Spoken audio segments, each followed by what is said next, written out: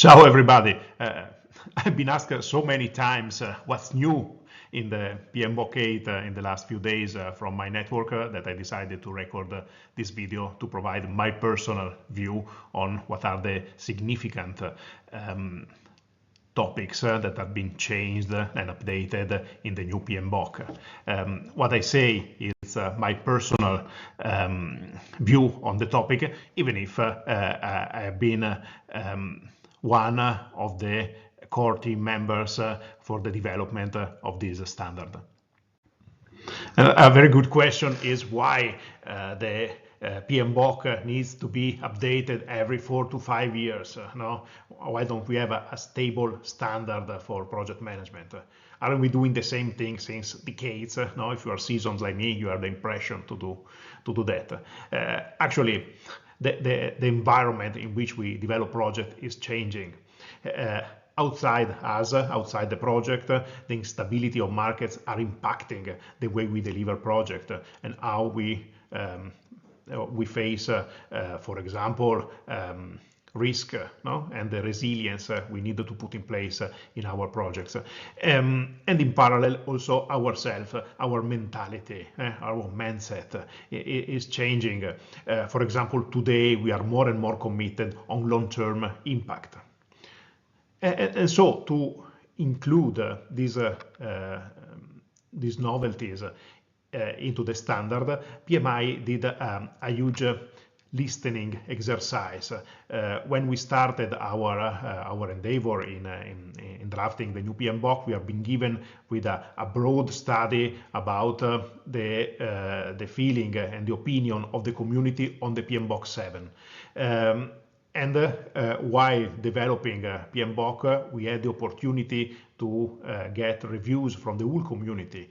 Almost 50,000 comments have been given to us, and we managed all of them. So this is the reason why sometimes year by year, a new PMBoK is needed. And so what are the key novelties in PMBoK? In my opinion, are these. The number of principles. Principles were 12 in PMBoK 7, now they are 6. It has not been a reduction, it has not been a summarization, it has been really a review deeply rooted in the listening of the community. We brought back process groups that are now called focus areas. The name is new, but they are exactly like before, no? Initiating, planning, executing, monitoring, control, and closing.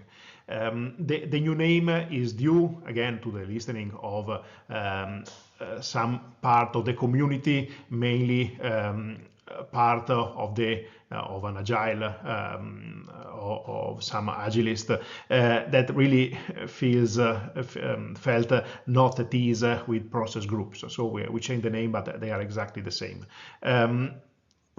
Processes are back. Actually, okay, in PMBoK 7 you don't find any process, but the processes of PMBoK 6 have been kept alive as the project management process group. So processes were there.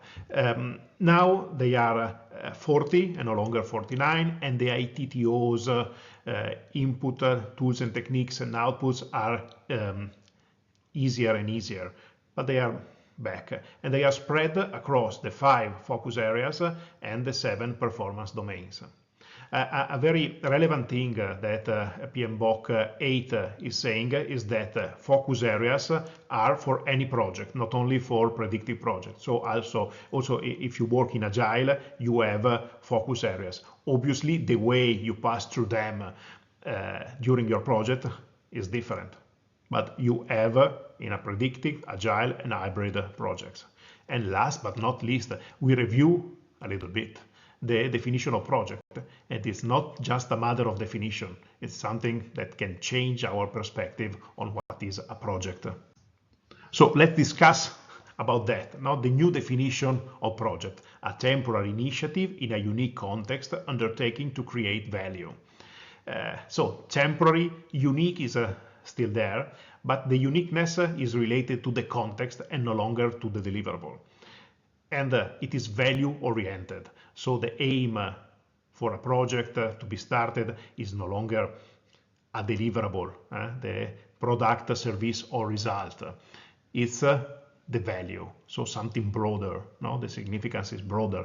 Consider that value can be created by the project results even when the project is completed. So it's something that I feel will impact the way we will live our projects and our profession. We also had a review of the definition of program and portfolio. Also very significant has been the revision of the principles. They were 12 in PMBoK 7, now they are 6. As I said, it's not just a matter of reduction in number or a summarization. We really deeply review what principles are for project management, listening a lot to the community. I am personally very glad to see that sustainability is now there. I am a sustainability guy, and I am advocating sustainability into project management since the last decade. So it's a very important achievement, and again, it's relevant for the way we manage our project every day. Another challenging part of drafting PMBoK8 has been redefining the performance domains. You know that performance domains are not the same as knowledge areas. Knowledge areas are more task-oriented, process-oriented. Instead, the performance domains are looking to the results. This is the difference. We started looking at what PMBoK7 did and what the community was feeling that was good also in PMBoK6, so related to knowledge areas. The result is there. You have governance, scope, schedule, finance, stakeholders, resources, and risk. If you want to compare them to the knowledge areas, you see that integration, the first knowledge area, is now governance. So it's something very different. Integration is there, planning, all the plans are there, all the documentation is there, but it's much more. So governance is not integration, is really broader and broader. Again, cost is no longer there. Now it's called finance. It's not just a matter of a fancy name. It represents the request that all of us, I think, are feeling, that project managers are requested to manage much more than cost, in the economic part of projects. So finance is a broader term, and new things are included under the umbrella of the professional project management. And one question, what about quality, procurement, and communication? Quality is now spread across governance and scope. Procurement is under governance, and communication is into stakeholders. That is something that was already happening in PMBoK until 4th, maybe. So not that new. These 7 performance domains really represent the best compromise, let's say, according to all the feedbacks that we received from the broad community. The comparison between PMBoK 6, 7, and 8 can be summarized like that. PMBoK 6 was rooted in the tradition of PMBoK since the first. So you have processes, ITTOs, and knowledge areas. PMBoK 7 did a great step in the direction of depicting our profession as principle-based. That has been very good. Maybe the jump it did has been so big for many practitioners. So PMBoK8 represent, I feel, no, as I've been involved in its drafting, the maturity of the profession as principle-based. It unifies no, what was coming very good from PMBoK7, and also integrating something more traditional that is anyway very rooted in how we are as project managers. One scary question, if you are studying for getting your PMP, what is changing? No, what's going to change for the issue of the new PMBoK? In principle, today, nothing. What you can expect in the next few months, new topics can be included into questions. For example, sustainability, mega projects, can be artificial intelligence, can even be project management office. But the exam content outline is the same and will stay the same at least for the next month. We can expect an update in the exam content outline, for example, mid of 2026. I have no information about that. It's just my imagination.